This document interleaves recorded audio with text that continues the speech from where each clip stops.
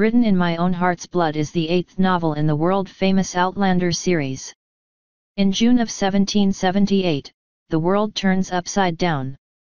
The British Army withdraws from Philadelphia, George Washington prepares to move from Valley Forge in pursuit, and Jamie Fraser comes back from the dead to discover that his best friend has married Jamie's wife. The 9th Earl of Ellesmere discovers to his horror that he is in fact the illegitimate son of the newly resurrected Jamie Fraser, a rebel _ a Scottish criminal. And Jamie's nephew Ian Murray discovers that his newfound cousin has an eye for Ian's Quaker betrothed. Meanwhile, Claire Fraser deals with an asthmatic Duke, Benedict Arnold, and the fear that one of her husbands may have murdered the other. And in the 20th century, Jamie and Claire's daughter Brianna is thinking that things are probably easier in the 18th century. Her son has been kidnapped, her husband has disappeared into the past, and she's facing a vicious criminal with nothing but a stapler in her hand. Fortunately, her daughter has a miniature cricket bat and her mother's pragmatism. Sensitive readers new to the series will want to know that Gabaldon's leads are fond of dropping F-bombs, sometimes even in the clinical sense, damn you, neither one of us was making love to the other. They'll also want to know that, as those characters cross time and space, they're given to the basest treacheries as well as the profoundest loyalties, which may help explain the preceding quotation.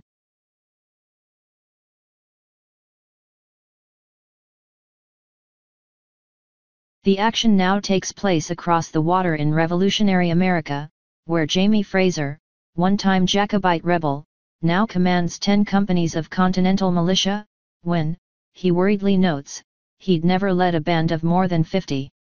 Lord John, his old Brit friend and sometime bugaboo, figures in the mischief, of course. There are twists aplenty, one of them Jamie's Lazarus-like return from the great beyond to find different domestic arrangements. Meanwhile, his child, having long since learned that it's possible to enter a time vortex with a gemstone and come out safely in other eras, now has good reason to want to be not in the 20th century but back in the 18th, where, if things are just as complicated, she at least has trustworthy kin. Confused yet? With willingly suspended disbelief, it all makes sense in the end. Gabaldon's themes are decidedly grown up, as the in-joking chapter titles, Frottage, Franny's Frenulum, suggest, but the basic premise is a dash of juvenile fantasy, a jigger of historical fact and heaping helpings of counterfactuals. If you're a Gabaldon fan, the Scottish dialect, laid on with a spade, and all those naughty asides will be a familiar pleasure. If not, well, this overly long book isn't likely to make converts, at least not without several thousand pages of catch-up to figure out who's who, who's doing what, who's doing whom, and why. Gabaldon works a successful formula, with few surprises but plenty of devices.